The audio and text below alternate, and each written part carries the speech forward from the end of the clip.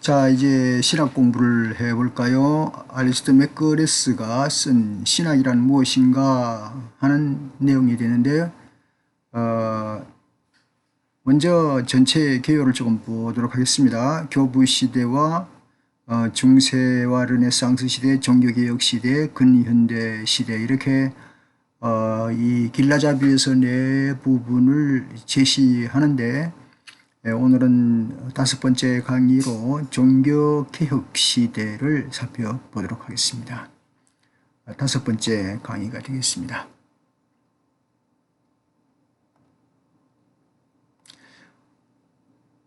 이 길라잡이 중에 종교개혁 시대는 특히 이제 신학적 패러다임과 표현 방식이 교부 시대에서 중세를 거치면서 변화를 이루었지만은 새로운 요구가 생겨진 시대가 되겠다, 그렇게 볼 수가 있겠습니다. 사람들이 그 15세기를 지나면서 지적인 활력이 소멸되고 피로감이 깊어졌습니다. 이때 르네상스가 힘을 얻으며 신학교육과 학문이 이루어지던 중심을 휩쓸었고 새로운 신학 패러다임과 표현 방식에 대한 요구가 거시기해지게 되었습니다. 같은 내용이라도 방식에 따라서 이해가 달라지기 때문인 것 같습니다. 이때 이 패러다임의 전환이 16세기에 이루어지고 이 시기를 일반적으로 종교개혁 시대라 그렇게 말을 하게 됩니다. 종교개혁이 시작되다 이 시발점을 보면은 먼저 서구교회 내에서 교회의 믿음 체계와 도덕성 구조를 좀 더 성서적인 근거로 되돌리고자 하는 것에 애쓴 결과로의 개혁의 시대가 열리게 됩니다. 그 결과로 이제 프로테스탄트가 생겨나고요. 그 다음에는 교회를 형성하게 되고, 그래서 가톨릭 교회도 역시 또 쇄신하게 되는 그런 사건으로 드러나게 됩니다. 처음에 종교개혁을 유럽 내에서 프로테스탄트 교회를 형성하는 결과를 낳았으며 뒤에서 동일 지역 내에 가톨릭 교회의 쇄신과 개혁을 불러일으켰는데, 이것은 불가피하게 개신교도와 가톨릭 사이의 갈등과 또한 프로테스탄트의 사이의 갈등까지 낳게 되었습니다. 더 나아가서 이제 영국의 청교도의 그 공동체들이 매사추세츠만에 도착하고 스페인과 포르투갈의 선교사들이 남아메리카에 상륙한 일은 역시 기독교의 그 확장의 새 시대를 열어가는 길이라 그렇게 볼 수가 있겠습니다.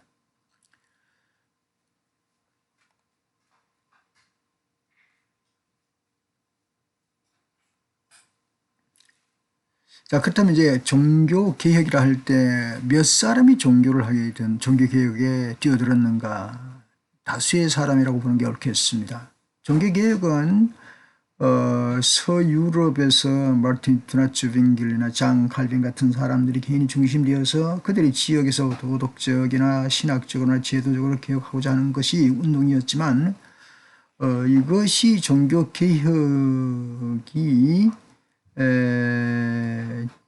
개인의 종교개혁이라기보다는 종교개혁들, 즉 복수형을 사용하게 되는 것을 말할 수가 있습니다. 당시 이 개혁운동은 프로테스탄트뿐만 아니라 카톨릭 자체의 종교개혁까지 일어나는 현상이 벌어지게 되었기 때문입니다.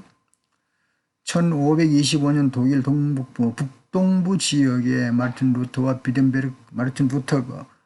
비덴베르크 대학을 중심으로 전개되었고 1520년 스위스 츤리히에서도 독자적인 힘으로 개혁운동이 일어났습니다.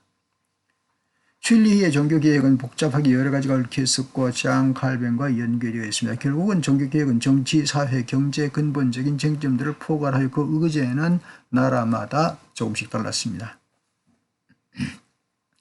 프로테스탄트 종교개혁의 대응에 가톨릭 교회는 내부를 단속하여 질서를 다지는 쪽으로 나갔습니다. 그들은 트렌트 공의회, 를 소집하고 1545년이지요. 카톨릭의 사상과 실천을 명료하게 다듬고 경쟁자인 개혁파 사람들이 맞서 그들을 옹호하고자 애썼습니다. 칼빈주의가 동쪽으로 멀리 헝가리까지 파고 들어가기는 했지만 종교개혁 자체는 서유럽에서 그 중에서도 특히 중부와 북부를 중심에 일어난 현상이었습니다. 그러나 많은 사람들이 북아메리카로 이주하게 되었고 개신교와 카톨릭 신학이 이 지역으로 전해지게 되었습니다. 뉴잉글랜드 초기 미국이지요. 미국에 세워진 이 신학이 이 지역으로 전해지게 되었는데 하나가 하버드 대학교라고 볼 수가 있겠습니다. 뿐만 아니라 예수회 역시 인도, 중국, 일본을 포함한 극동지역에서 강한 선교 활동을 펼쳐서 기독교 신학은 점차 서유럽이라는 본고지를 벗어나 전 세계에 펼쳐지는 그런 운동이 되었습니다. 종교개혁의 다양한 운동의 세력들을 보십시다. 먼저는 이제 독일의 종교개혁, 루터교회를 볼 수가 있겠습니다. 루터교회 종교개혁은 그 독일 지역을 중심으로 일어났고 마르틴 루터라고 하는 카리스마 넘치는 인물이 권위 있고 설득력인 인격의 영향을 크게 받았습니다. 루터는 층위교리에 큰 관심을 기울였고 이 교리는 그의 신앙의 핵심이 되었습니다. 루터의 종교개혁은 처음에는 주로 비덴베르크 대학의 학문적 운동이었지만 일반 대중에서 주목을 받게 된 것입니다. 특히 로마의 성 베드로 성당을 재건축하는 자금을 모금하기 위해서 면접을 판매하는 일에 한가하여 유명한 95개의 논제를 제시한 1517년 10월 31일을 우리 그리스도인들은 잊지를 못합니다. 그래서 학문적인 갱신운동이 교회와 사회의 개혁운동으로 활동이 광대해졌던 것입니다. 그 시대에 많은 사람들이 이 운동을 유럽에서 새로운 종교 및 사회 질서를 여는 길로 여겼고 동료 개혁자인 주뱅글리보다 더 보수적인 길을 걸었습니다. 얀 후스, 존 위클리프 등은 이전에 개혁운동을 했습니다. 그러나 순교를 당하고 말았습니다. 안타깝게도 말이죠. 그러나 루터는 이 시대적으로 어쩌면 활약이 적중되는 입장이었다고 말할 수가 있습니다. 그의 그런 당시 인쇄술로 말미암아 상당히 전반적으로 펼쳐나갈 수 있는 장점을 가졌다라고 볼 수가 있겠습니다. 두 번째는 이제 스위스의 종교개혁입니다. 개혁교회, 리포머드 철치라고 그러는데요. 독일의 종교개혁이 주로 학문적인 맥락에서 시작되었지만 잔 칼뱅과 그 스위스의 주요 도시 취리에서 활동한 주인걸리 붕링과 같은 조기 개혁자들은 주로 제도 및 사회 윤리의 문제와 관계가 있었으며 여러 가지 점에서 인문주의 운동에서 나온 개혁 요구들과 비슷하였습니다. 개혁파 교회들은 통상 두 가지 의미를 씁니다. 리포머드 철치가요. 하나는 그 종교개혁의 원리 위에서 쓴 프로테스탄트의 교회 전체를 가리키는 명칭이고, 둘째는 약간 좁은 의미에서 칼빈주의 전통에 선 교회인데 이 경우는 루터 교회와 대비적인 관계에서 불리워지기도 합니다. 이 용어가 대두된 이유는 루터파의 종교개혁이 철저하지 못했다는 데서 근본적으로 철저한 개혁이라는 의도가 들어있는 것입니다. 개혁교회라는 말이 시작하기 전에는 칼빈주의라고 했는데 한 인물 칼빈과 주인걸리의 영향이 컸고 그 특색은 하나님의 말씀인 성서가 권위의 근거이며 계시의 매개인 예수 그리스도, 성경, 교회가 강조되며 예정교리가 사상적 기초가 되고 있습니다. 그 이후에 칼뱅이 기독교 강요를 중심으로 각 교회 문안들, 웨스트민스터 신화고백이라든가 제1스위스 신조, 하이델베르크 교리문답 등을 그 터전으로 삼았습니다. 그들의 종교적 화상과들과 당시 교회들을 개혁주의라 그렇게 불렀습니다. 미국과 한국은 매우 큰 교단이 되었었죠.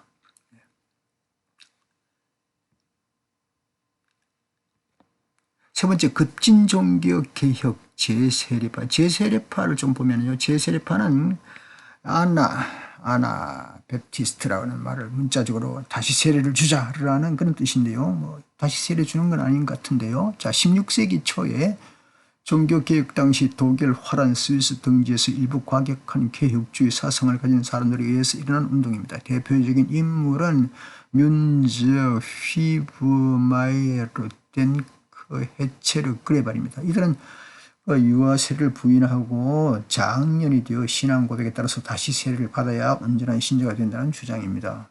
그건 그렇죠. 1524년에 휘프 마이에르가 지빙글리를 도와서 개혁운동에 참여했다가 지빙글리의 개혁운동이 너무 보수적이라고 생각하여 유아 세례 무용론을 내걸고 토론을 했는데 그 이듬해 1525년 1월에 줄리히 시 당국이 공개 토론을 마련해 주었습니다. 시 행정부는 지빙글리의 결론을 공개 토론 속에서 정당하다고 여기고 모든 사람들은 유아 세례를 받도록 부모들에게 명령을 하였습니다. 자, 이제 제세례파는 자신들의 주장을 굽히지 않았습니다. 줄리히 정부는 제세례파를 익사시키도록 명령하였고 지도자 만즈도 이렇게 죽었습니다. 그러자 그들은 줄리히에서 빠져나와 모라비아에 몰려들었고 이곳에서 그들은 자기들의 주장을 하여 큰 성공을 이루었습니다. 그러나 차츰 이들은 또 가톨릭과 개혁파의 지도자들의 맹렬한 반대와 핍박을 받게 되어서 한때 약화되었다가 또 일어섰다가 하는 그런 반복을 거치게 되었습니다.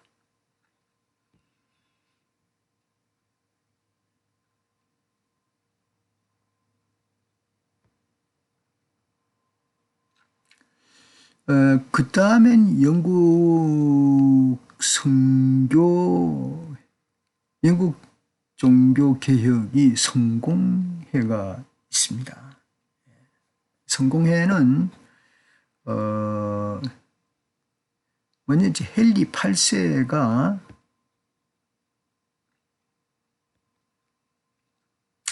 헨리 8세가 1509년에 왕위에 올랐고 그는 캐서린과 결혼을 했습니다. 딸만 있었는데 그 헨리는 아무래도 아들을 상속자로 삼기 위해서 캐서린과 결혼을 무효화하려고 했습니다. 그러나 당시 힘을 가지고 있는 교황이 헨리 8세 이혼을 허락하지 않았습니다. 결국 헨리는 영국에서 교황의 권위를 제한하게 해야 되겠다 하는 그런 움직임을 갖게 되었고 헨리는 영국에서 교황의 권위 대신에 자신의 권위를 세우는 정책으로 서서히 바꿔갔습니다. 그런 토마스 크레머라고 하는 사람을 캔터베리 대주교로 임명을 했습니다. 교황의 권위가 약화되자 프로테스탄트의 영향이 적지 않게 영국교가 흘려든 결과를 가져왔습니다.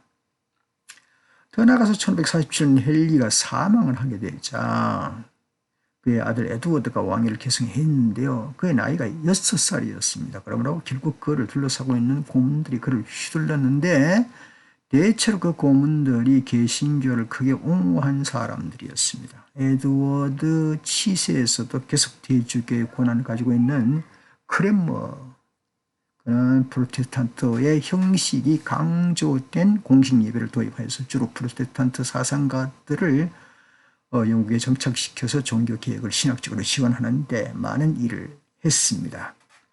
그러나 뜻밖에도 또 에드워드가 일찍 사망을 하였고 그래서 나라는 종교 혼란에 빠져들게 되었습니다. 에드워드의 뒤를 이어서 메리 튜터가 왕이 되었는데요. 그는 그 여자였는데 그녀가 철저히 또 카톨릭에 공감하는 사람이었습니다. 왕이 바뀜에 따라서 가톨릭과 개신교로 왔다 갔다 하네요. 메리는 개신교를 억압하는 여러 조치들을 실행하였고 가톨릭 교회를 회복시키는 일에 열중하였습니다. 그러나 몇 가지 조치는 심각한 반발을 불러일으켰습니다. 그 중에 가장 심한 것이 토마스 크랜머 대주교를 옥스포드에서 공개적으로 화형에 청한 일은 참 안타까운 결정이었습니다. 그렇지만 1558년 메리가 죽을 때까지 가톨릭은 아주 아직도 완전히 회복하지 못한 상태였습니다. 엘리자베스 1세가 왕이 되었는데요. 그녀 역시 정책은 개신교와 가톨릭의 복합적인 것이었습니다. 찬반 합의되는 것 같아요. 프로테스탄트와 가톨릭 사람들을 모두 만족시키면서 최고의 권위를 여왕에게 부여하는 것을 목적으로 삼았습니다. 엘리자베스의 타협 정책을 통해서 영국의 국가교회로 개혁 성공회를 세웠습니다. 그리고 프로테스탄트식의 신앙 조항물에다가 가톨릭 성격의 강한 전례를 덧붙여서 받아들였습니다. 많은 사람들이 만족하지는 않았지만 영국의 종교 갈등의 시대를 끝내는 일에 일조하였다. 이렇게 이제 평가가 나오고 있습니다. 자, 이제 여기에서 가톨릭 종교 개혁의 자체 안에서 일어나는 것을 좀 보도록 하겠습니다. 자, 가톨릭 안에 자체 안에서 종교 개혁이 일어났죠. 1545년 트렌트 공의회가 시작되면서 가톨릭 내에서 개혁 및 부흥운동이 일어났습니다. 이것은 물론 프로테스탄트의 종교 개혁 영향을 차단하기 위해서 발빠른 수단이었습니다. 이때 성직자의 행실과 교회 질서와 종교 교육과 선교 활동에 관한 시급한 개혁이 이루어졌습니다. 일부 이루어졌습니다. 교회 내부의 개혁운동은 오래된 여러 수도회를 기억하고 새 수도회를 설립을 하면서 크게 탄력을 받았습니다. 그 수도회가 예수회가 한 예가 되겠습니다. 가톨릭 종교 개혁의 신학적인 면모에 관해서는 성서와 전통, 이신칭의 성례전 이 세 가지를 가르치던 내용을 통해 살펴볼 수가 있습니다. 가톨릭 종교 개혁의 결과로 처음에는 개혁을 부르짖는 원인이 되었던 문제들, 그러니까 인본주의자들과 프로테스탄트의 양쪽에서 제기한 이 어떤 문제들을 많이 해결하는 사건으로 이어지기는 했습니다.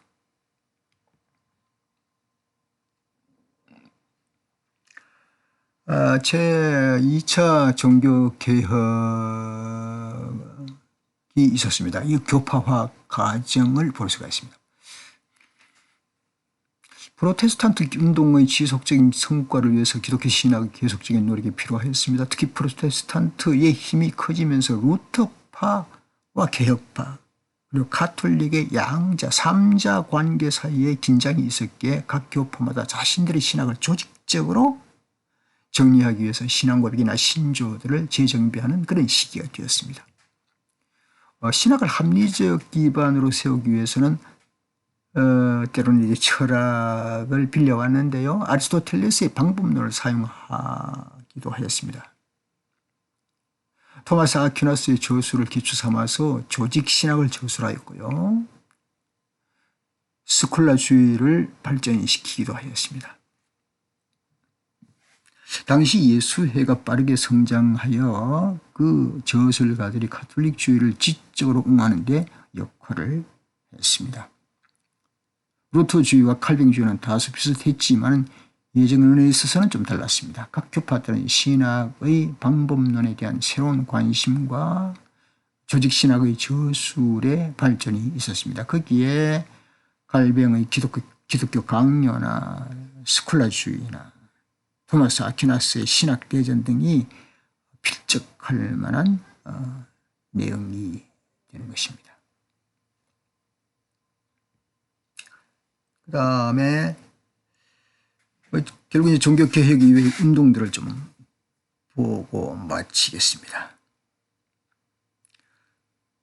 교리를 정리하고 그 표준을 정하는 일에 중요하다고 여기는 정통주의 시대가 열렸습니다. 그러나 청교도주의와 경건주의도 함께 시작되어 보다는 영적이고 목회적인 적용의 필요성과 활기찬 신앙의 회복을 찾기도 했습니다. 결국 이제 아무리 신학이 우수해도 목회와 관련이 없을 때는 그게 사실은 하늘에 뜬 구름과 같은 그런 느낌이 오지요. 거기에 이제 그 운동들 중에서 특별히 이제 가톨릭주의 강화가 있습니다. 트렌트 공의회에서 가톨릭 교회는 종교개혁에 대한 태도를 명확히 밝혔습니다. 첫째, 자신들의 교회 내 문제점을 개선해 나갔습니다. 신앙의 핵심 주제들을 체계 확정하여 성서와 전통의 관계, 그리고 칭의론, 성례전의 본질 이런 역할들을 정리했습니다. 아우구스티누스 같은 교부 사상가들이 실제 프로테스탄트의 원조였다, 그들이 생각을 많이 했습니다. 그러나 16세기 후반에 30년의 자신들의 자체 개혁을 하면서 가톨릭 학자들은 교부 사상가들과 자신들이 어떤 연속성을 분명히 지니고 있다는 것을 찾아내게 되었고, 그런 점을 점차 확신하기에 이르게 됩니다. 그래서 가톨릭은 자신들이 가르침의 불변성을 더더욱 강조하게 되었죠. 가톨릭주의가 강화되는 이 기간에 커다란 신학 논쟁들이 일어났습니다. 특히 두 가지 중요한 논쟁인데, 그 논쟁에는 인간의 자유의지와 은총, 이 중심 문제로 다루었습니다. 신학자 몰리나가요, 1535년에 태어난 사람인데, 그의 이름을 딴 몰리니즘에서는 회심에 대한 하나님이 절대적인 영향을 행사한다는 것을 인정합니다. 그러나 동시에 플러스 자유의지라고 하는데요, 인간의 자유의지를 긍정하는 신학 이론이 주장되었습니다. 몰리나의 그 논에는 매개 지식이라는 개념을 근거로 삼았는데요, 하나님은 이 매개 지식에 의한 개인들이 모든 환경에서 어떻게 반응할지를 안다는 것이죠. 이렇게 해서 하나님은 그러한 환경들을 마음대로 결정할 수 있으며, 이때 이루어진 일은 하나님이 주도한 것이면서도 동시에 인간의 자유로운 응답으로 이루어진 것이라고 봅니다. 이 이론에 맞선 것이 바로 프로의 주교였던 코르넬리우스 얀세니우스입니다. 1585년의 사람인데요. 출생한 사람인데요. 이 이름을 땄을 때 얀센주의라고 하기도 합니다. 얀센주의. 얀세니우스는 히포의 아우구스티누스가 은총에 관한 쓴 저수를 해석하고 발전시킨 사람입니다. 얀세니우스의 비판자들은 이 견해가 가톨릭주의보다는 프로테스탄트 쪽으로 기울였다고 비판하였습니다.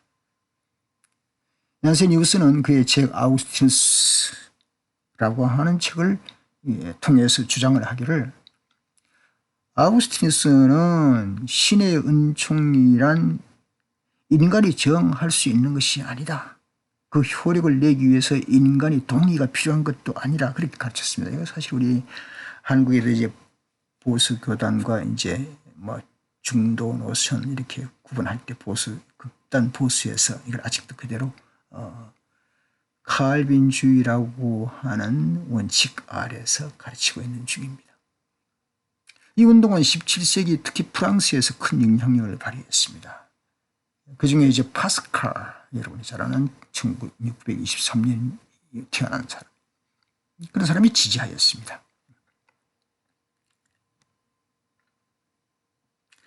그 다음에는 이제 청교도주의가 빈번했죠.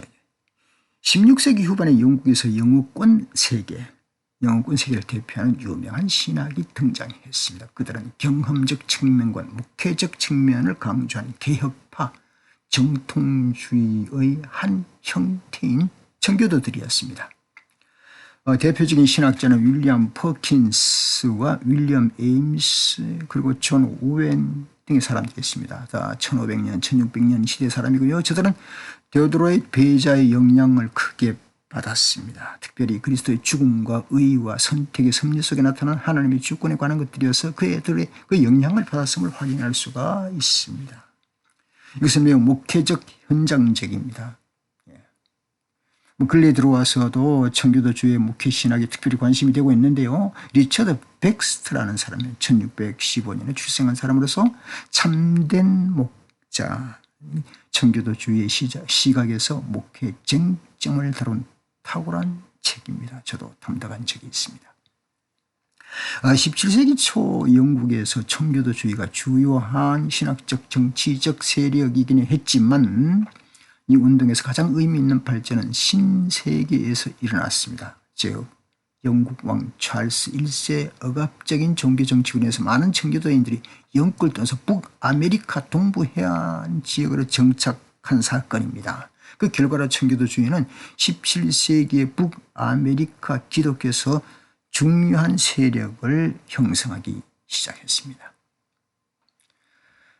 미국에서 가장 중요한 청교도 신학자 조나단 에드워드가 있습니다.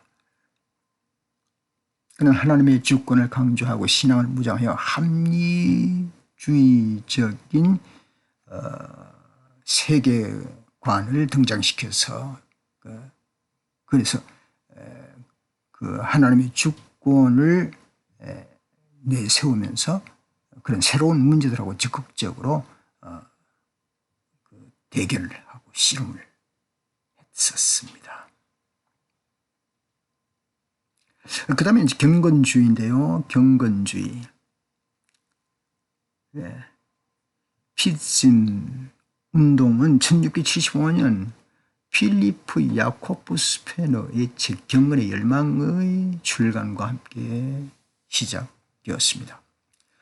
이 책에서 스페너는 30년 전쟁 1618년 1648년이죠. 이후 독일 루터파 교회가 처했던 상태에 대해서 탄식하면서 그 당시 교회를 다시 일으킬 방안을 제시하였습니다. 그 가운데 중요한 것이 개인적인 성경 연구를 좀 하자. 개인적인 성경 연구.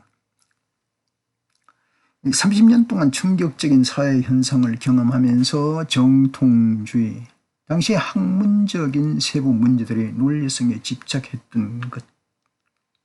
그러니까 너무 학문적이고 너무 이론적인 것, 너무 논리적인 것에 사람들이 환멸을 느끼게 되고 그것이 오히려 무기력하다고 느끼게 되었습니다. 그래서 그들은 거기에 대한 반작용으로 개혁을 하게 되었는데 그 개혁 중에 하나가 경건주의의 주장이었습니다. 여기에 이제 두 인물이 있는데요.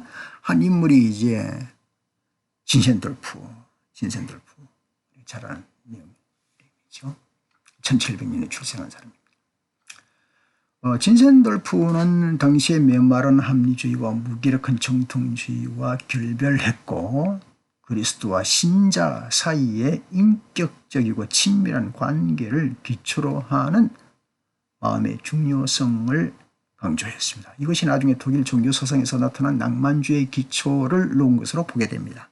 이것은 또한 그 이후에 이제 현대 신학의 시초라고 불러졌던 슐라이머허가 받아들이고 이것을 발전시켰고 나중에 또 이어서 존 웨슬레가 발전시켜서 감리교가 탄생되기도 했죠.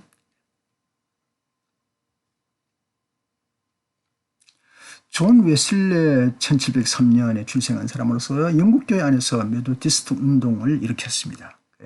이 운동이 나중에 독자적인 힘을 가져서 조금 전에 말씀드린 대로 교파 감리교회를 낳게 되었습니다. 웨슬리가 기독교 신앙의 경험적 측면을 강조한 일은 그 당시에 영국에 무기력했던 이신론과 리신론, 이건 이제 이성으로만 신을 알게 되는 이런 것들과는 좀 다르게 대조를 이루면서 영국의 주요한 종교 부흥운동을 낳게 되었습니다. 교리적 전통을 일반적으로 강조하는 태도에 맞서서 인간 본성의 깊은 차원과 연결된 신앙을 옹호한 운동이라 그렇게 볼 수가 있겠습니다. 그 다음 좀 복잡한 문제지만 뭐 간단하게 정리해보죠. 코페르니쿠스와 갈릴리 논쟁입니다. 근대 초기에 들어와서 과학의 진보로 말미암아 신학의 중요성이 문제시되는 최초의 논쟁이 발생하였습니다. 여기에서 중요한 인물은 니콜라스 코페르니쿠스 1473년 출생이지요. 그리고 갈릴레오 갈릴레이 1564년 출생이죠. 중세의 초기에 가장 널리 퍼진 우주 모델에 대해서 이제 펼쳐가면서 시작을 합니다. 2세기 전반 이집트 알렉산드리아에서 활동한 천문학자 클라우디오스 프톨레마이오스가 고안한 것이었습니다. 그 모델은 지구가 우주의 중심이라고 보았다는 것이죠. 천동설이죠. 그러나 16세기에 지구 중심적인 태양계 모델이 점차 쇠퇴하면서 지구 중심에서 태양 중심적인 모델로 관심이 쏠렸습니다. 이 모델은 태양이 태양계 중심에 있는 것으로 설명했으며 지구는 태양 둘레의 궤도를 도는 많은 행성 중의 하나로 보았던 겁니다. 이 코페르니쿠스의 혁명은 기존 모델과는 완전히 결별하는 듯 했습니다. 지난 1000년 동안 인간의 실제 인식에서 일어난 가장 중요한 변화 가운데 하나로 인정될 수가 있습니다. 1543년에 출간된 코페르니쿠스의 논문 천구의 회쟁에 관하여 그것이 아주 소동을 일으키게 되었습니다. 중세 신학자들은 대체로 옛 모델을 따르고 있었습니다. 지구 중심적 시각으로 성경 본문을 해석해야만 했기 때문이죠. 이 새로운 이론에 대해 대처하는 데 어려움이 적지 않았습니다. 코페르니쿠스의 이론을 옹호하려면 적어도 두 가지 쟁점을 해결해야만 했습니다. 첫 번째는 지구와 다른 행성들이 태양 둘레를 돈다는 이론을 지지하는 관측 증거를 제시해야만 했던 것입니다. 둘째는 오랫동안 지구 중심적 견해를 지지하는 것으로 일궈온 성경과 이 견해가 모순되지 않는다는 사실을 입증해야 되는 겁니다. 즉 다시 말해서 코페르니쿠스의 견해와 성경의 견해가 같아야 되지 않는 것이죠. 좀 한 발짝 내용으로 들어가서 17세기 초에 몇십 년 동안의 이탈리아에서 태양을 중심으로 삼는 태양계 모델을 둘러싸고 새로운 논쟁이 발생했습니다. 그때 코페르니쿠스의 태양계 이론을 강력하게 옹호했던 갈릴레이가 그 논쟁의 중심에 놓이게 되었습니다. 처음에는 갈릴레오의 견해가 교회 주류 진영에 호의적으로 수용되었는데 그가 교황의 측근인 조반니 치암폴리의 존경을 받았던 이유였던 데였습니다. 치암폴리가 권력을 잃자 갈릴레오는 교회의 진영의 지지를 상실하게 되었습니다. 그래서 갈릴레오에 대한 적들의 공격이 시작되었습니다. 그러나 이 싸움은 과학 대 종교의 갈등이라고 일컫지만 또한 다른 면에서는 자유론과 권위주의의 싸움이라고도 볼 수가 있겠습니다. 한 예로 이제 여호수아 10장 12절에서 여호수아의 명령에 따라서 태양이 머물렀다고 말하지 않습니까? 그런데 갈릴리오는 그것은 당시 일반화된 그들의 표현 양식에서 쓰여진 글이라고 이제 얘기를 하니까 이제 신학적인 문제까지 되는 것이 아니겠습니까? 성경 해석 문제까지 되는 것이죠. 교황의 공식적인 정죄는 두 가지입니다. 첫째는 성경은 문자적으로 정확하게 해석을 해야 한다. 여호수아의 명령을 우선시하는 하나님의 능력을 의심한다는 생각이 듭니다. 둘째, 교부들과 지혜로운 신학자들이 공통되게 가르치는 해석과 이해 방식에 따라서 해석. 그러니까 성경의 문자적인 해석과 교부들의 가르침과 이 두 가지를 원칙으로 내세울 때에 이 코페르니쿠스 갈릴리의 논쟁을 해결할 수가 없었던 것입니다. 그래서 결국 갈릴리오의 이론은 기독교 사상에서 전례가 없는 혁신적인 것으로 여기서 배척을 당할 수밖에 없었습니다.